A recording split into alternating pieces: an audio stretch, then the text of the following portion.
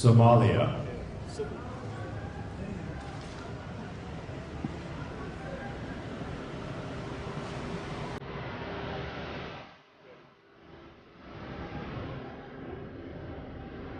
His Excellency Hassan Sheikh Mohammed, President of the Federal Republic of Somalia, and Mrs. Kamar Ali Omar, spouse of the President of the Federal Republic of Somalia.